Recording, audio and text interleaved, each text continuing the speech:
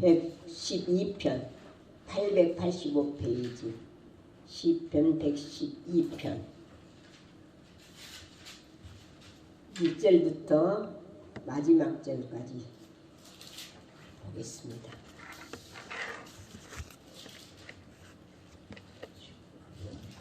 시편 112편 885페이지 다 찾았으면 제가 봉독에 올리겠습니다. 할렐루야. 여호와를 경외하며 그 계명을 크게 즐거워하는 자는 복이 있도다. 그 후손이 땅에서 강성하며 정직자의 후대가 복이 있으리로다. 부요와 재물이 그 집에 있으며 그 의가 영원히 있으리로다. 정직한 자에게는 흑암 중에 빛이 일어나나니 그는 어질고 자비하고 의로운 자로다. 은혜를 베풀며 꾸이는 자는 잘 되나니 그 일을 공의로 하리로다. 저가 영영이 요동치 아니하며 의인은 영원히 기념하게 되리로다. 그는 용한 소식을 두려워 아니하며 여호와를 의리하고 그 마음을 굳게 정하였도다. 그 마음이 견고하여 두려워 아니할 것이라. 그 대적에 받는 보응을 필경 보리로다. 저가 재물을 흩어 빈궁한 자에게 주었으나 그 의가 영원히 있고 그 뿔이 영화로이 들리리로다. 악인은 이를 보고 하나여 이를 갈면서 소멸하리니 악인의 소욕은 멸망하리로다. 아멘. 사랑의 하나님 아버지, 한 달 동안도 보호하시고 또 일주일 동안도 보호하여 주신 아버지 하나님 감사함을 드립니다. 오늘 2월 마지막 주 예배를 하나님 앞에 올려드립니다. 우리 심령이 정말로 세상에 향하여서 살아가는 것보다도 주님을 사랑하며 사모하며 주님의 말씀대로 살려고 몸부림치는 우리의 믿음들이 될 수 있도록 하나님께서 도와주시옵소서. 우리는 어린아이와 같이 너무나도 연약합니다. 부족한 것이 많습니다.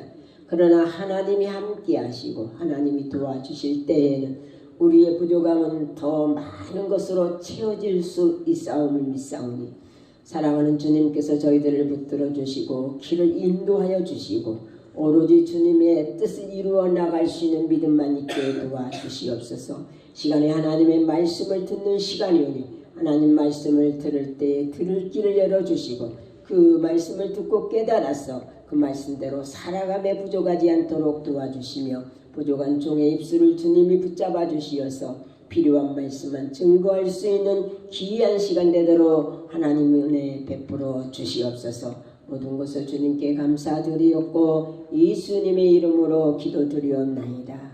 아멘. 감사합니다. 사랑합니다. 오늘 시편 112편에 있는 말씀을 가지고 제목을 2절에 있는 그 후손이 땅에서 강성하며 정직자의 후대가 복이 있으리로다 이렇게 말씀이 기록된 것을 가지고 정직자의 후대라고 하는 제목을 한번 잡아보았어요. 정직자, 정직한 자를 말하고 있습니다. 사람은 정직하게 지으셨다고 성경은 전도서 10장 29절에 말씀을 하고 있습니다. 그런데 사람은 많은 깨를 낸 것이라고 사람의 심령을 말해주고 있어요. 지금 세상 사람들은 정직한 사람보다 악한 자의 편에서 자기의 편리를 위하여서 살고 있다고 해도 과언이 아닙니다. 잠언서 29장 27절에 불의한 자는 의인에게 미움을 받고 정직한 자는 악인에게 미움을 받느니라고 말하고 있습니다. 그러나 정직한 자의 후대는 있는 것입니다. 선한 끝은 있어도 악한 끝은 없다고 속담에도 있듯이 선한 일, 선한 길, 선한 말 등등 이런 것들은 당시에는 어렵고 힘든 것 같지만은 끝에는 좋은 것, 좋은 길로, 좋은 일로 이끌어간다는 것을 우리는 알아야 됩니다. 덕필유린이라고 하는 이 한문에 글이 있어요. 덕필유린. 조선 철종 때 경상도 상주 땅에서 서시성을 가진 농부가 살았는데 사람들은 그를 서선달이라고 불렀다고 해요. 선달이라고 하는 것은 과거에 급제한 사람에게 불려지는 그 벼슬 없는 사람을 말을 하고 있는데, 이 사람은 급제와는 아무 상관이 없는데 사람이 너무 심성이 착하고 선해서 사람들이 그를 서선달이라고 불렀다고 해요. 그런데 이 서선달이라고 하는 사람은 부자가 아니기 때문에 남의 땅을 빌려서 겨우 입에 풀칠을 하며 근근히 살아가고 있었는데, 어느 해 봄에 봄이 왔는데도 농사를 지으면서 돈이 없다는 거죠.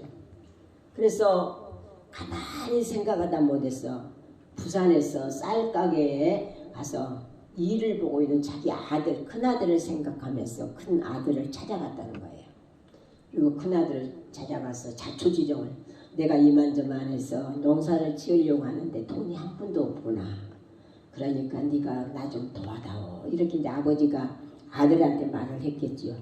그러니까 그 말을 들은 효자 아들은 그 쌀집 주인한테 자초지종을 말하고 나에게 돈 6개월만 갑을 좀 해달라고, 6개월어치를 갑을 해라. 그래서 100냥을 가지고 이제 갑을 해서 아버지를 드렸다는 거예요. 그래서 이제 그 아들한테 돈 100냥을 받은 서선달은 그 돈을 가지고 이제 100리길을 걸어서 이제 집으로 돌아가는데, 어떤 일이 벌어졌냐면 어느 고개를 넘던 중 그만 돈을 흘려버렸어요. 돈을 잊어버렸다는 거죠. 그런데 이때 반대쪽에서 고개를 넘어오던 한 양반이 이 돈꾸러미를 발견했는데, 세어보니까 100냥이나 되는 큰 돈이었어요.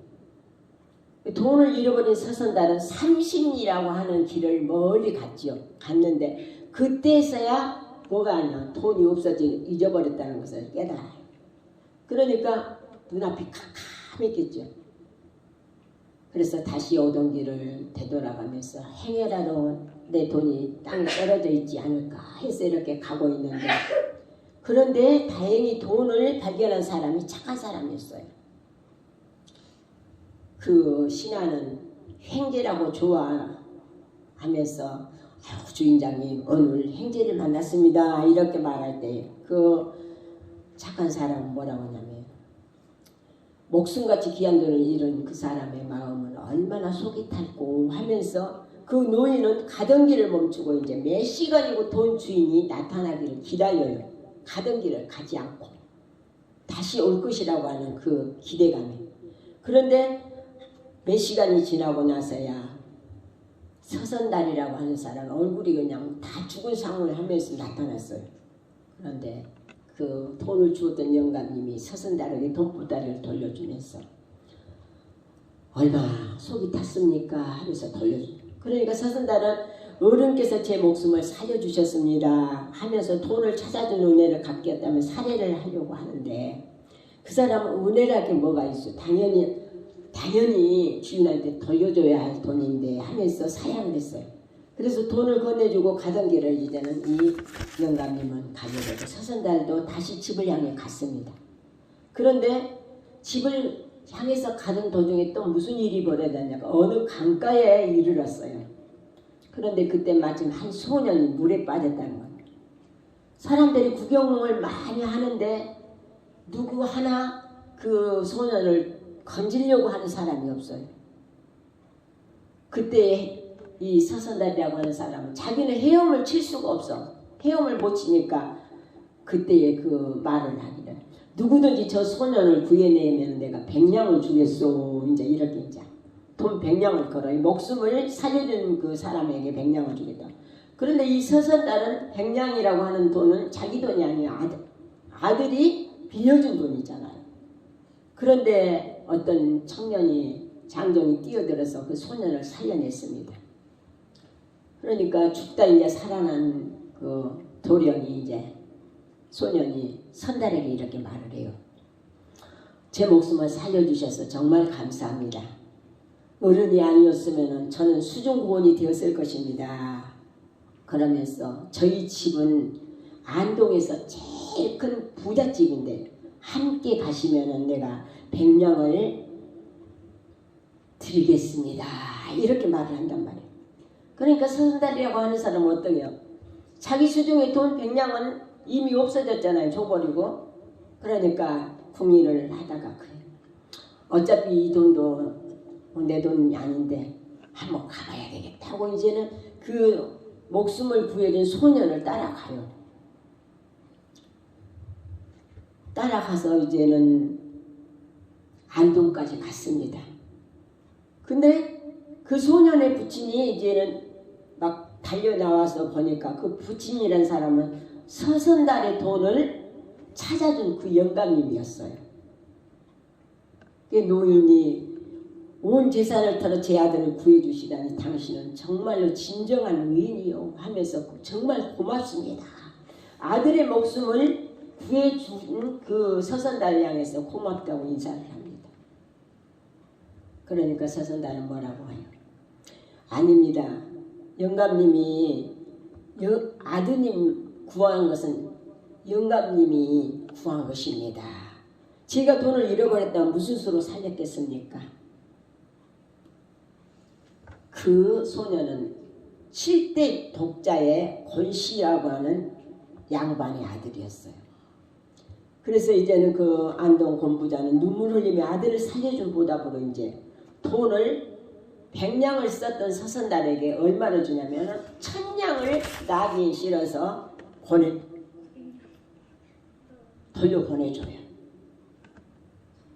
그리고 얼마 또 있다가 어떻게 됐냐면은 그 상주 고을을 찾아와서 그 백성은지기 전다까지 사주고 돌아갔어요.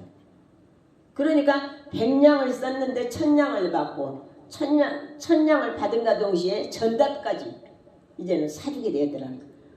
이후에 이제 어떻게 조정에까지 그 사실을 알게 됐어요. 그래서 안동과 상주 두 고을을 모두 조정으로부터 이렇게 후한 상을 줬다고 하는 이야기가 있어요. 그러니까 참 착하게 살기가 힘든 시대인데 그 서선달이 어떻게 해요? 자기의 그 100냥을 목숨같이 아까운 돈을 그 소년의 목숨을 구해 주었더니 결국에는 어떤 일이 벌어져요. 수 100배를 더 받는 거잖아요. 이와 같이 정직하게 살면은 후대가 좋다는 것을 성경은 이렇게 말을 하고 있습니다. 10편 112편 2절에 정직한 자의 후대가 복이 있다 이렇게 말하고 있어요. 112편 3절에는 부요와 재물이 그 집에 있으며 그 의가 영영이 있으리로다. 부요도 있고 재물도 있게 된다는 거예요. 그리고 112편 4절에 보니까 정직한 자에게는 흑암 중에 빛이 일어나나니 그는 어질고 자비하고 의로운 자라 이렇게 말을 하고 있어요. 그리고 10편 112편 5절에는 은혜를 베풀며 꾸이는 자는 잘 되나니 그 일을 공의로 하리로다 이렇게 말합니다. 그러니까 그 모든 일들은 정직하게 행할 때 공의로 이렇게 돌아오게 되고 10편 112편 6절에 저가 영영이 요동치 아니하며 의인은 영원히 기념되게 하리로다. 성경은 이렇게 말을 하고 있습니다. 그러니까 정직한 자, 우리 애남이도 애지도 정직하게 살면은 하나님이 도와주신다는 거예요. 누구를 통해서든지 내가 정말로 하나님 말씀대로 살고 정직하게 생활을 할 때 하나님께서는 그 사람을 통해서 역사를 하게 돼요. 그러니까 우리는 어떻게 해야 정직한 길을 가야 되겠지요. 이사야 26장 7절에는 의인의 길은 정직하며 정직하신 주께서 의인의 첩경을 평탄케 하시도다. 평탄하게 해주신다는 의인의 첩경 가는 길을 평탄하게 누가 하나님께서. 그리고 잠언서 4장 10절에 보니까 아버지가 아들에게 하는 말이에요. 내 아들아 들으라 내 말을 받으라 그리하면 네 생명의 해가 길리라. 잠언서 4장 11절에는 네가 지혜로운 길로 네게 가르쳤으며 정직한 첩경으로 너를 인도하였은즉 다닐 때 네 걸음이 곤란하지 아니하겠고 달려갈 때 실족지 아니하리라 이렇게 말씀을 하고 있어요. 정직한 자의 길은 하나님께서도 함께 하시고 평타 함께 하시고 또 모든 사람이 함께 주는 그러한 길이 되어진다는 거예요. 그러니까 우리는 어떻게 살아야 될까요?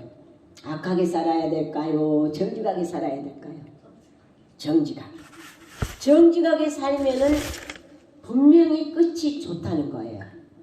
옛날이 아니에요. 우리 남목사님 고향에 사옥도에 그 목사님이 계셨죠. 최 목사님. 그런데 그 최 목사님 부모님들이 장로님이고 권사님인가 그랬죠.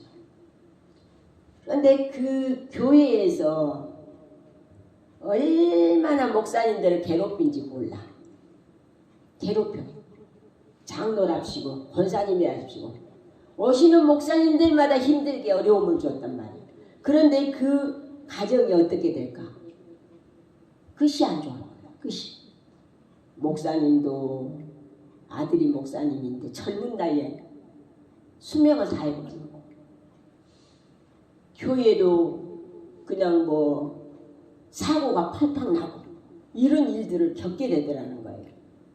그러니까 정직한 길을 가게 되면 하나님이 보호해 주시고 사람들이 도와주게 되지만은 사람을 힘들게 하고 어렵게 하고 정직하지 못하게 되면은 그러한 그 보응을 받게 되더라는 거예요. 그러니까 우리는 정직한 길을 택해서 항상 정직한 생활을 해야 된다는 것을 성경은 우리에게 가르쳐주고 있습니다. 그리고 정직한 자의 행위, 잠언서 14장 2절에 보니까 정직하게 행하는 자는 유월을 경외하여도 비역하게 행하는 자는 유월을 경멸히 여기느니라 이렇게 말씀을 하고, 그러니까 정직한 자의 행위는 정직하게 행하는 자는 하나님을 경외하는 사람이에요.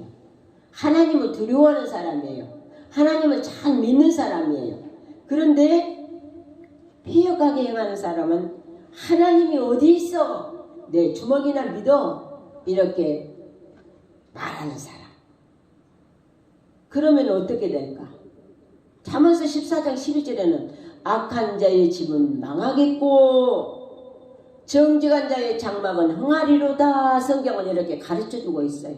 그러니까 악한 자는 어떻게? 망한다는 거예요. 망한다는 거. 정직한 자는 어때? 흥한다는 거죠. 잘 된다는 거예요. 그래서 잠언서 13장 11절에는 망령되이 얻는 재물은 줄어가고 손으로 모은 것은 늘어가느니라 말씀을 하고 있습니다. 망령되이, 허탄한 때, 그냥 뭐라고 하지? 횡재하는 것들. 이러한 것들은 줄어간다는 거예요. 그렇지만 내가 열심히 일해서 모아 놓은 재물들은 어떻게? 늘어가. 버는 즉시 쓰지 않고 100개를 벌면은 30개는 쓰고 70개는 모아. 그러면은 자동으로 재산이 늘어간다는 거예요. 그런데 100개를 벌었다고 해서 100개를 써버리면은 어떻게 될까요? 늘어가지가 않는 거예요. 그래서 우리는 정직한 자의 행위, 우리가 행식, 이러한 마음이 필요하다는 거죠. 여호와를 경외하는 자에게는 경고와 의뢰가 있나니 그 자녀들에게 피난처가 있으리로다. 여호와를 경외하는 것은 생명의 셈이라 사망의 그늘에서 벗어나게 하느니라 말씀을 성경은 가르쳐주고 있어요. 잠언서 4장 26절 27절. 그리고 잠언서 13장 6절에는 의는 행실이 정직한 자를 보호하고 악은 죄인을 패망케 하느니라. 성경은 분명하게 정직한 길, 정직한 행실, 정직한 행위, 이러한 자들에게는 보호해 주시고 함께해 주시고 악은 패망케 한다는 사실을 가르쳐주고 있어요. 그러니까 우리가 살아가면서 악하게 살면 안 돼. 악하게 살면은 자녀들도 악해져. 아주 어떤 지금 우리나라에서 그러한 일들이 벌어지고 있죠. 그런데 그러한 사람이 큰 소리는 더 잘 쳐. 이러한 결과는 어떻게 될까요? 결국에는 패망의 길을 걸어갈 수밖에 없다는 것입니다. 그래서 우리는 정직한 행위를 가지고 정직한 길로 행할 수 있는 이러한 마음이 항상 우리에게 있어져야 되는 것이고 하나님도 정직한 자를 원하신다는 사실을 여러분들이 깨달아야 되겠습니다. 그리고 세 번째는 정직한 마음이에요. 정직한 마음. 시편 64편 10절에는 의인은 유월을 인하여 즐거워하며 그에게 피하리니 마음이 정직한 자는 다 자랑하리로다. 이렇게 마음이 정직한 자는 자랑한다. 어저께 밤에 뭐시 TV에서 한 거 뭐시죠? 김상중 씨가 나와서 하는 거. 학폭에 대해서 어저께 나온 것 같은데 학생들이 체험학습장에 가가지고 어떤 여학생이 투신 자살을 했다고 해요. 근데 자살이 아닌 것 같아요. 근데 그것이 알고 싶다 해서 이제 김상중 씨가 그것을 파헤치고 있는데 다 아니라는 거예요. 다 거짓말하는 거예요. 진실하게 말하는 사람이 한 사람도 없어요. 왜 그럴까? 분명히 나쁜 짓을 해놓고도 하지 않았다는 거죠. 그러면 그들의 결말이 어떻게 될까요? 결국에는 어려움을 당할 수밖에 없게 되는 거예요. 요즘에 10대들이 너무 무서워요. 10대들이 담대해. 왜 그럴까? 뭘 믿고 그렇게 담대하고 무서울까? 아무것도 믿을 수 없어. 그런데 결국에는 큰 소리 치고 자기가 잘한 것처럼 대들지만은 결국에는 무너지게 되더라는 거예요. 우리는 정직한 마음을 갖고 시편 125편 4절에 여호와여 선인에게와 마음이 정직한 자에게 선을 행하소서. 마음이 정직한 자에게 하나님도 선을 행한다는 거예요. 그래서 시편 36편 10절에는 주를 아는 자에게 주의 인자심을 계속하시며 마음이 정직한 자에게 주의 의를 베푸소서. 시편 기자는 이렇게 말하고 있어요. 정직한 자에게 의를 베풀어 주시고 정직한 자에게 선을 베풀어 주라고. 정직한 마음에는 그 마음에는 하나님의 법이 있는 사람이에요. 하나님의 법. 하나님의 법이 뭘까? 하나님의 말씀이에요. 하나님의 법이 있는 사람에게는 그 걸음이 실족함이 없다. 이렇게 말을 하고 있습니다. 그러므로 우리는 정직한 자의 후대로 살아가기 위해서는 우리의 마음도 우리의 길도 우리의 행실도 정직해야만이 된다는 것이에요. 마음이 정직한 자는 시편 32편 11절에 즐거워해 친다는 거예요.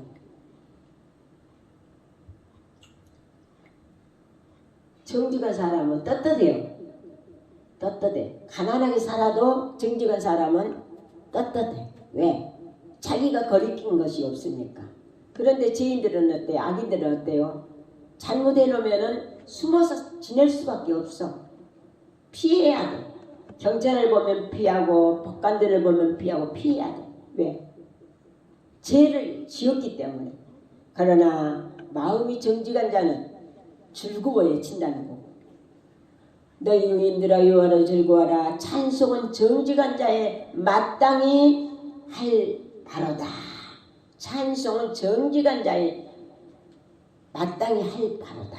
그러니까 우리는 우리의 마음을 다해서 즐거워하는 마음이 있어야 되겠지요.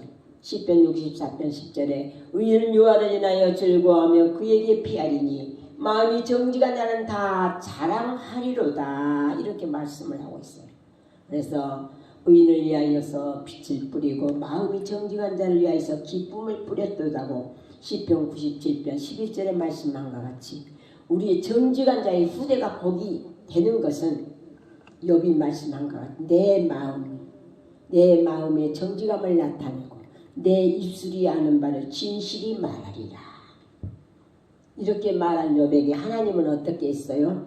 결국에는 고통을 주고 어려움을 주고 못살게 하는 것 같았지만 결국에는 하나님은 더 좋은 것으로 더 아름다운 자녀들로 축복해 주시더라는 사실을 성경은 우리에게 가르쳐주고 있기 때문에 우리 의람이도 예지도 살아가면서 정말로 선한 일, 정직한 일, 하나님이 기뻐하는 일, 이러한 일들을 행해서 하나님이 함께 줄 때에 어떻게 복이 있게 된다는 거. 복이라고 하는 것은 다 좋아하는 사람. 복 안 좋아하는 사람은 없죠. 다 복을 좋아해요. 그러니까 우리가 복을 받기를 원한다면은 정도 후대는 어때요?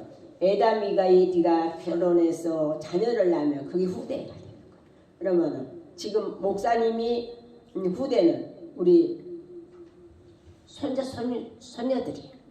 그 후대가 잘 될 수 있는 것은 하나님이 도와주시고 하나님이 함께 해주시고 정직하게 행할 때 하나님이 항상 같이 주신다는 사실을 늘 염두에 두면서 우리가 말씀대로 살아갈 수 있는 귀한 시간들이 되어지시기를 축원합니다. 하나님 아버지 감사함을 드립니다. 오늘 저희들을 사랑해 주시어서 정직한 자의 후대에 대해서 말씀을 하고 있습니다. 우리도 서승달처럼 또 안동의 그 권씨처럼 하나님 아버지 선한 일을 행할 때에 많은 것으로 하나님 축복해 주시었듯이 우리들에게도 하나님 아버지 정직하게 행하는 마음을 주시고 정직한 길을 가게 하시고 정직한 행실을 향해서 하나님이 기뻐하는 귀한 하나님의 사람들이 될 수 있도록 인도하여 주시고 이끌어 주시옵소서. 모든 것을 주님이 같이 하여 주심을 믿사옵고 감사드리며 예수님의 이름으로 기도드리옵나이다. 아멘.